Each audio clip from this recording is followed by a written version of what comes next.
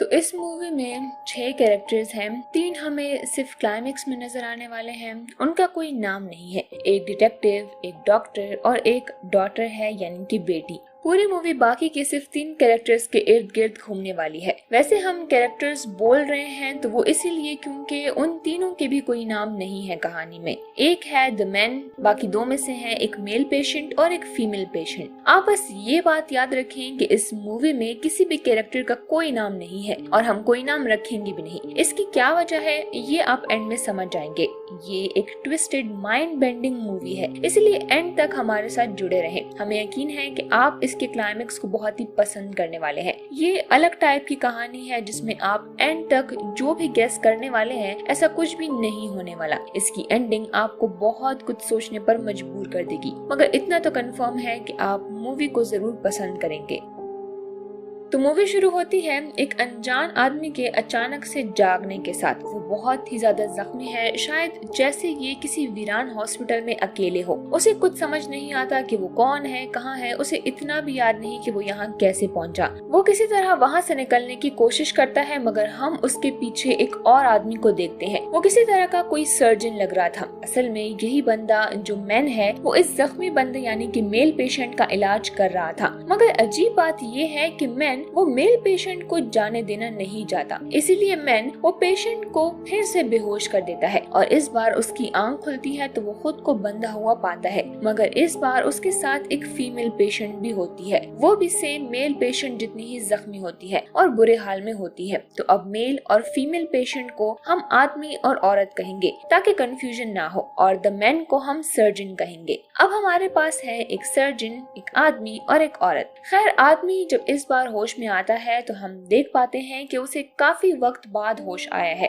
क्योंकि वो पहले जैसा जख्मी नहीं है। मतलब जख्मी है मगर इतना नहीं जितना पहले था। काफी हद तक आदमी की बॉडी रिकवर हो चुकी थी। फिर सर्जन उन दोनों की तस्वीरें खींचकर उस औरत को वहाँ से ले जाता है और अब आदमी अकेला है, इसीलिए वो खुद को एक बार फिर से आजाद करने की कोशिश करता है और वो ऐसा करने में कामयाब भी हो जाता है। मगर सर्जन वो असल में बहुत ही शातिर है। वो यही देखना चाहता था कि आदमी अब भी भागने की कोशिश कर रहा है या फिर रिलैक्स हो चुका है। मगर आदमी को एक बार फिर से ऐसा करता देखकर सर्जन मजबूरन आदमी को फिर से इंजेक्शन देकर बेहोश कर देता है। अब ऐसा क्यों है, इस पॉइंट को याद रखें, हम एंड में इसको जरूर एक्सप्लेन करेंगे। खैर, अगले सीन में एक बार फिर से आदमी को होश आता है और औरत वो इस बार आदमी के सामने ही होती है, मगर वो बिल्कुल शांत होती है, जबकि आदमी कुछ एग्रेसिव टाइप का था। अब हम ये भी नोटिस करते हैं कि असल में आदमी और औरत दोनों को अपने पास्ट का कुछ भी याद नहीं। वो लोग यहाँ पर कैसे आए, यहाँ तक कि उन्हें ये भी याद नहीं कि उनके साथ हुआ क्या था और वो लोग यहाँ पर कैसे आए। उन दोनों को तो अपना नाम भी याद नहीं।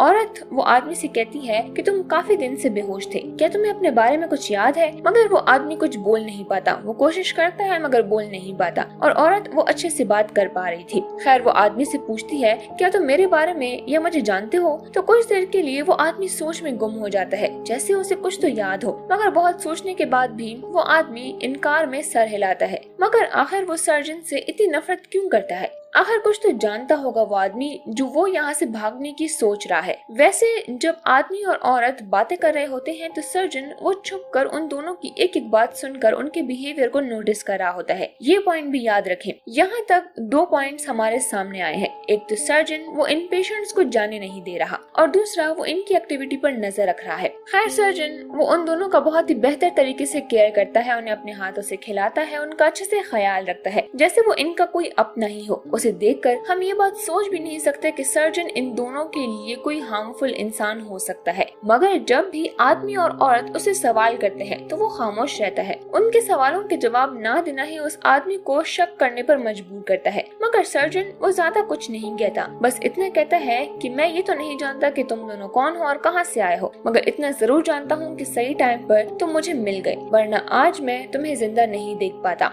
अब जबकि औरत कहती है कि मुझे घर जाना है, प्लीज मुझे जाने दो। तो वो आदमी कहता है कि यही तुम्हारा घर है। अब वो ऐसा क्यों कहता है ये भी हम जल्द समझ जाएंगे। मगर अब आदमी और औरत दोनों ही पैनिक हो जाते हैं क्योंकि वो दोनों खुद को कैद फील कर रहे थे और अब वो आजादी चाहते हैं। ये तो ह्यूमन नेचर है। खैर ऐसे ही एक दिन आदमी और सर्जन के बीच में बहस चल रही होती है तो पैनिक की वजह से उस औरत को हार्ट अटैक आ जाता है। उसकी धड़कन रुक जाती है। सर्जन डर जाता है और वो बहुत कोशिश करता है मगर धड़कन शुरू नहीं हो रही थी तो मजबूरन उसे इलेक्ट्रिक शॉक देना पड़ता है और फाइनली उस औरत को होश आ जाता है और उसको जिंदा देखकर सर्जन तो मानो खुशी से झूम जाता है। औरत से ज्यादा तो सर्जन को खुशी हो रही थी उसे जिंदा देखकर। वो उसे गले लगा लेता है। वैसे हम ये भी नोटिस करते हैं कि औरत वो सर्जन की फेवरेट है जबकि आदमी की हरकतों की वजह से सर्जन हमेशा उससे ही सख्ती से पेश आता है। नेक्स्ट डे होता है फिजिकल थेरेपी सेशन जिसमें कि उनके हाथ पैर हिलाने की मूवमेंट की जाती है जिससे कि वो जल्दी से रिकवर हो सके। मगर इस सब में सर्जन वो आदमी को सख्ती के साथ सब कुछ करवाता है जिसकी वजह से उसके जख्म और भी ज्यादा खुल जाते हैं। खैर ये बात तो हम भी जानते हैं कि सर्जन वो इन दोनों से प्यार तो करता है। वो चाहता है कि दोनों जल्दी से ठीक हो जाए मगर ये भी बात याद रखें कि वो इन दोनों को यहाँ से फिर भी जाने नहीं देने वाला। फिर वो इन दोनों को एक बार फिर से बेहोश कर देता है कि वो जल्द से जल्द ठीक हो सके और हील कर सके।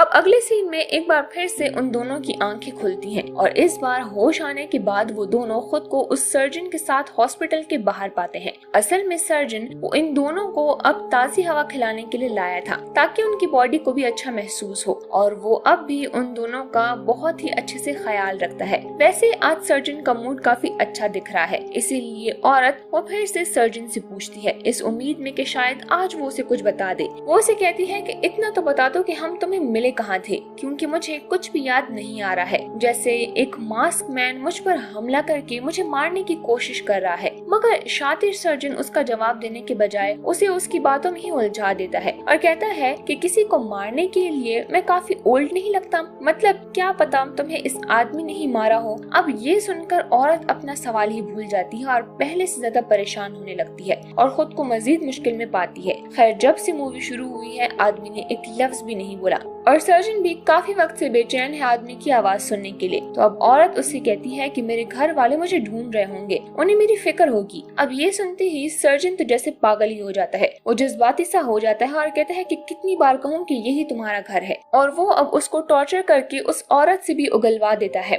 और वो कह देती है कि हाँ यही मेरा घर है। वो आदमी से भी कहता है कि यही तुम्हारा घर है मगर आदमी पर फिर भी सन्नाटा ही छाया हुआ है। अब सर्जन फ्रस्ट्रेट होकर उस औरत को टॉर्चर करना शुरू कर देता है आदमी का मुंह खुलवाने के लिए और आखिर वो मुंह खोल भी देता है। और सर्जन के साथ साथ हम भी पहली दफा उस आदमी की आवाज सुन पाते हैं जो इतने वक्त खामोश रहने की वजह से अजीब सी लग रही होती है। मगर हमसे और उस आदमी से कहीं ज्यादा खुश तो सर्जन हो रहा था जैसे उसे इसी लम्हे का इंतजार हो। खैर फिर वो इन दोनों को दोबारा से बेहोश करके अंदर ले जाता है ताकि उनकी बाकी रिकवरी भी हो सके। अब नेक्स्ट सीन में फिर से दोनों को जब होश आता है तो सबसे पहले आदमी वो औरत से कहता है कि मैं तुम्हारा किलर नहीं हूँ। तो वो औरत भी उसे समझाने की कोशिश करती है कि सर्जन ने हमारी जान बचाई है, वो ऐसा नहीं कर सकता, वो बस चाहता है कि हम जल्दी से ठीक हो जाएं। तो आदमी कहता है कि उसके बाद क्या, वो हमें जाने देगा? तुम्हें लगता है कि ऐसा होगा? वही इस सब की वजह है। और यहाँ ये दोनों अलग अलग पॉइंट ऑफ व्यू से सोच रहे होते हैं जिसकी वजह से औरत वो आदमी से ज्यादा काम और रिलैक्स नजर आती है। वैसे भले ही दोनों अलग अलग सोच रहे हो मगर एक पॉइंट पर दोनों एग्री होते हैं कि जैसे ही मौका मिलेगा वो दोनों ही पहली फुर्सत में निकल जाएंगे। अब कुछ टाइम के बाद सर्जन वो उन दोनों को नहलाने लेकर जाता है क्योंकि वो इतना तो ठीक हो चुके हैं कि अब किसी सर्जरी की जरूरत नहीं है और उन्हें नहाने की भी जरूरत है। सर्जन वो आदमी को बाथ टब में ले आता है और औरत को वॉश करने के लिए जाता है मगर वो ये भूल जाता है कि वो आदमी अभी तक इस हालत में नहीं आया कि अपने हाथ पैर ठीक से हिला सके। उसके जख्म अब भी काफी हरे थे क्योंकि उसे एक्स्ट्रा टॉर्चर जो मिला था, जबकि औरत वो तकरीबन बिल्कुल ठीक हो चुकी थी। तो वो आदमी बाथ टब में डूबने लगता है, जो बिल्कुल डूब जाता है। तब जाकर सर्जन का ध्यान उस पर जाता है और वो उसे निकाल लेता है। अब सर्जन टॉवल लाने जाता है और ये सुनहरा मौका देखकर दोनों खिसकने का सोचकर भाग पड़ते हैं। अब हर दरवाजा देखने पर वो सील्ड मिलता है, कोई भी एग्जिट डोर खुला नहीं है और ना ही वहाँ के टेलीफोन या कोई भी चीज काम करी है। ऐसे ही घूमते घूमते वो एक रूम में पहुंच जाते हैं जहाँ टेबल पर बहुत ज्यादा खून पड़ा था और पूरा रूम कसाई की दुकान लग रहा था। रूम में हर तरफ खून था और काफी सारे टूल्स देखकर वो समझ जाते हैं कि यहाँ पर खतरा है। अब यहाँ से फौरन निकलकर वो दोनों एक एक रूम में पहुंच जाते हैं जो किसी छोटे से बच्चे का रूम लग रहा था, जिसको देखकर औरत की मेमोरी फ्लैश होने लगती है। उसे हल्का सा याद आता है कि उसकी एक छोटी सी बेटी भी थी और उसे याद करते ही वो औरत और भी ज्यादा पैनिक करने लगती है, मगर किसी तरह आदमी वो उस औरत को संभाल लेता है और वहाँ से भी दोनों निकल जाते हैं।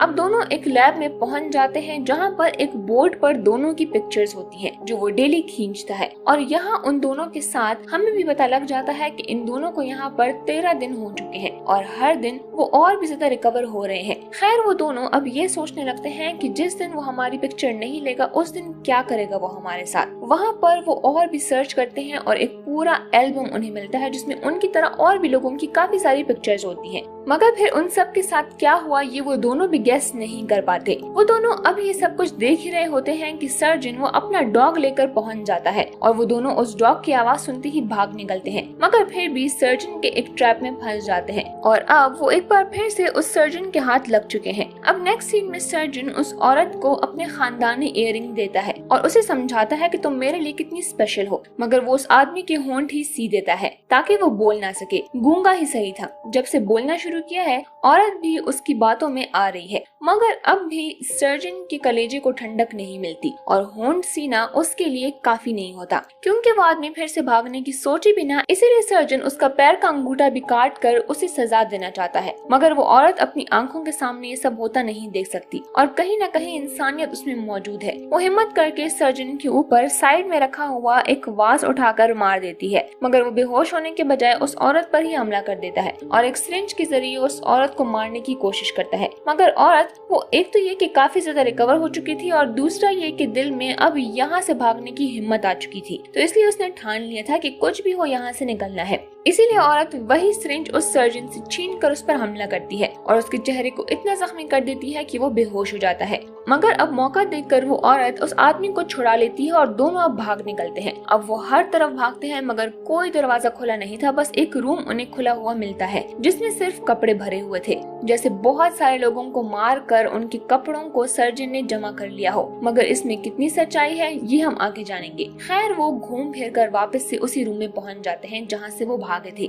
मगर इस बार सर्जन फिर से गायब था, यानी कि वो मरा नहीं था। अब ये देखकर दोनों हैरान हो जाते हैं और फौरन भाग जाते हैं, मगर वो एक रेफ्रिजरेटर के सामने पहुंच जाते हैं जिसमें काफी सारी लाशें और इंसानी जिस्म के पार्ट्स होते हैं। अब ये देखकर दोनों समझ जाते हैं कि वो एक साइको किलर है और ये उनके हाथ लग चुके हैं। अब वो लोग कोशिश करते हैं और एक सीक्रेट डोर की मदद से एक बेसमेंट में पहुंच जाते हैं, मगर वहां जाकर उनके और भी ज्यादा होश उड़ जाते हैं। वहां पर हर तरफ ऊपर नीचे दीवारों पर जमीन पर बहुत ज्यादा खून और लाशें पड़ी हुई थी और वो वहां से भी निकलने में भलाई समझते हैं, लेकिन बाहर निकलते ही सर्जन अपने कुत्ते के साथ उनके इंतजार में बैठा था और अब वो उन पर अपना कुत्ता छोड़ देता है। मजबूरन फिर से उन दोनों को वापस अंदर भागना पड़ता है, मगर यहाँ भी वो कुछ नहीं कर सकते, वो बिल्कुल कैद है और आजाद होने के लिए उन्हें यहाँ से निकलना ही पड़ेगा। आखिर कब तक यहाँ छुपकर वो बैठ सकते हैं, मगर बाहर भी डॉग है और दूसरा कोई रास्ता ही नहीं निकल रहा, इसीलिए वो दोनों उसी रेफ्रिजरेटर में जाकर छुप जाते हैं बाकी लाशों के बीच में। मगर याद रहे उस सर्जन के पास कुत्ता है, वो स्मेल करके उन तक पहुंच जाता है, मगर अब तक उन्होंने हार नहीं मानी थी। जब सर्जन वो औरत को पकड़ने आया तो पीछे से आदमी ने उस पर हमला करके उसके डॉग के साथ ही उसे अंदर रेफ्रिजरेटर में बंद कर दिया। दोनों वहाँ से भाग जाते हैं और अब फाइनली वो आजाद है। वो उसी रास्ते से बाहर निकल जाते हैं और हम देख पाते हैं कि ये हॉस्पिटल कितना बड़ा है और बिल्कुल अबैंडन्ड एरिया में है, इसके आसपास और कुछ भी नहीं है और अब वो इस जहन्नुम से आजाद हो गए। आगे जाकर एक रिवर था, फिर दोनों रोड की तरफ निकल जाते हैं, मगर उनकी हालत देखकर उनके लिए कोई भी गाड़ी नहीं रुकती और जब एक कार रुकती है तो अफसोस वो उसी मेंटल सर्जन की होती है जो कि मरा नहीं था, मगर उससे बचने के लिए वो दोनों अब जंगल की तरफ भागते हैं, मगर एक पॉइंट पर डेड एंड आ जाता है जहाँ आगे सिर्फ मौत ही थी। वो रुक जाते हैं, मगर वो सर्जन भी उनसे रिक्वेस्ट करने लगता है, उन्हें समझाने की कोशिश करता है कि चलो अपने घर वापस चलो, वही तुम्हारा घर है, मैं फिर से पहले की तरह तुम्हारा ख्याल रखूंगा। मगर आदमी कहता है कि उस घर में जाने से बेहतर मैं मरना पसंद करूंगा और ये सुनते ही सर्जन पागलों की तरह उस पर गोली चलाता है। इसके बाद वो औरत को भी मारने वाला होता है, लेकिन तभी आदमी वो सर्जन को उसके खानदानी इयररिंग्स दिखाता है और उन्हें देखकर वो उससे छीनने के लिए आगे बढ़ता है। अब औरत वो वक्त जाया ना करते हुए सर्जन को धक्का देकर नीचे गिरा देती है और अब वो आदमी अपनी आखिरी सांसें ले रहा है। इसीलिए अब वो दोनों एक दूसरे को नाम देते हैं। पहली बार वो खुद अपना नाम रखने के बारे में सोचते हैं। इस वक्त इन दोनों की मेमोरीज में कुछ नहीं सिवाय एक दूसरे के बारे में ख्यालात, मतलब कि यही दोनों एक दूसरे के लिए सब कुछ है। और अब वो औरत खुद को एक नाम देती है, वो है एलिजाबेथ, और आदमी अपना नाम जॉन रखता है। और एलिजाबेथ जॉन से कहती है कि मैं तुम्हें कुछ भी होने नहीं दूंगी, मैं तुम्हें बचा लूंगी, मेरा भरोसा रखो। मगर फिर तभी सर्जन के कुत्ते की आवाज आती है और वो डर जाते हैं। एलिजाबेथ वो जॉन को सहारा देती है और दोनों आगे बढ़ते हैं, मगर इस बार लक उनका साथ देती है। वो डॉग उस सर्जन का नहीं किसी और का है, वो यहाँ कैंपिंग कर रहे लोगों का है जो वहाँ कुछ दूरी पर होते हैं। और अब वो लोग इन दोनों की मदद करते हैं। और नेक्स्ट सीन में एक बार फिर से इनकी आंख खुलती है, वो खुद को एक हॉस्पिटल में पाते हैं। मगर गुड न्यूज ये है कि ये हॉस्पिटल इस दफा रियल है, दोनों जिंदा हैं, खुश हैं और अब वो एक नई शुरुआत करने वाले हैं। दोनों बिल्कुल ठीक हो चुके हैं और अब इनके पास एक डॉक्टर आता है जो कि अपने साथ एक फीमेल डिटेक्टिव को लेकर आया है। याद रहे ये सिर्फ क्लाइमेक्स के लिए आई है और अब मूवी में आने वाला है ट्विस्ट और एक एक करके सारे राज खुलने वाले हैं। वो डिटेक्टिव दोनों से अलग अलग इन्वेस्टिगेशन करती है और एक गड़बड़ सामने आती है। असल में जॉन के फिंगरप्रिंट्स वो दोनों ही एक दूसरे से मैच नहीं कर रहे। उधर दूसरी तरफ एलिजाबेथ के पास उसकी बेटी उससे मिलने आती है, मगर डॉक्टर उसे मिलने नहीं दे रहा था, वो उसे रोक रहा था। जिसे देखकर एलिजाबेथ कहती है कि मुझे मिलने दो, क्यों रोक रहे हो? मगर असल में बात कुछ और है। अब दूसरी तरफ हम जॉन को भी देखते हैं और डिटेक्टिव उसे कहती है कि तुम्हारे राइट हैंड के फिंगरप्रिंट वो एक क्रिमिनल एलियन से मैच करते हैं और लेफ्ट हैंड के एक हाई रैंक ऑफिसर बिली से मैच करते हैं। मगर मसला ये भी नहीं, मसला ये है कि वो दोनों ही मर चुके हैं, उनमें से एक भी अब जिंदा नहीं है। अब वहाँ पर एलिजाबेथ की बेटी भी उससे लड़ रही है क्योंकि वो बताती है कि तुम मेरी मॉम नहीं हो सकती, तुम उनकी तरह दिखती जरूर हो मगर तुम मेरी मॉम नहीं हो सकती, क्योंकि वो तो तभी मर गई थी जब मैं सिर्फ 4 साल की थी, जिसके विजन एलिजाबेथ को आए थे। मतलब वो तब तक के विजन्स थे जब उसकी बेटी 4 साल की थी, क्योंकि उसके बाद तो एलिजाबेथ मर चुकी थी। और अजीब बात ये थी कि इसकी मॉम का मर्डर नहीं हुआ था, बल्कि वो किसी बीमारी की वजह से मरी थी। अब यहाँ तक आप अच्छे खासे कंफ्यूज हो चुके होंगे, इसलिए हम आपको और परेशान नहीं करेंगे। आप जितना दिमाग लगाएंगे इस पजल को सॉल्व करेंगे, ये नहीं हो पाएगा। असल में एलिजाबेथ और जॉन वो दोनों ही कोई एक इंसान नहीं है, वो अलग अलग लोगों से बनाया हुआ एक न्यू इंसान है जिसकी अपनी कोई पहचान नहीं सिवाय इसके कि उन्होंने खुद को एक नाम दिया है।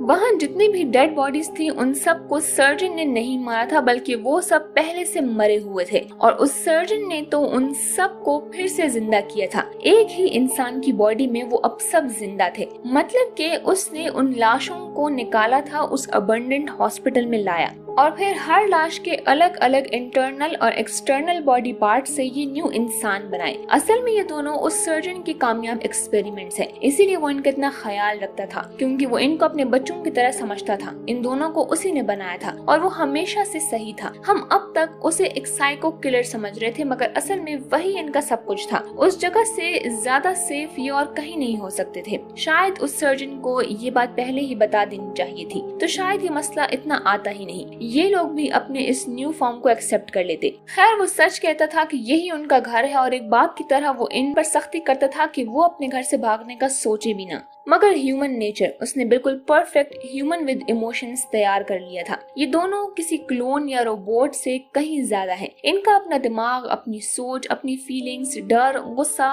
सब कुछ अपना है। इसीलिए समझाने के बावजूद वो बार बार खुद को आजाद करने का सोचते रहे। वो हर वक्त इन पर नजर रखता, बातों को ऑब्जर्व करता कि ये कैसे सोचते हैं। वो सब मर चुके थे, इसीलिए मरने से पहले की कोई मेमोरी इनके पास नहीं थी, मगर सिर्फ फ्लैशेस थी। उस बच्चे की फ्लैशबैक्स वो उस औरत की थी जिसकी एक बेटी थी, यानी कि एलिजाबेथ का सर जिस औरत का था। मगर वो मास्क मैन वाली फ्लैशेस वो किसी और की थी, उस औरत की थी जिसकी बॉडी एलिजाबेथ के हेड के साथ जुड़ी हुई है, क्योंकि वो एक इंसान नहीं थी, इनके अंदर बहुत सारे इंसान थे, इसीलिए वो बहुत कुछ सेंस कर पा रहे थे। अब एक स्पेशल टीम आती है, उन्हें अपने साथ ले जाती है, क्योंकि दोनों ही एक चलते फिरते साइंस एक्सपेरिमेंट थे, क्योंकि वो सब मर चुके थे मगर फिर भी जिंदा है, किसी न्यू फ्रैंकेनस्टाइन की तरह। और इस अंजाम के डर से ही सर्जन उन्हें घर में रहने के लिए फोर्स कर रहा था, क्योंकि ऐसे चलते फिरते लोगों के मिक्सचर को ऐसे कैसे कोई एक्सेप्ट कर ले। खैर नेक्स्ट सीन में हम उस सर्जन को फिर से देखते हैं जो इतनी ऊपर से गिरने के बावजूद जिंदा है, और उसके फेस को दिखाते ही इस मूवी का एंड हो जाता है।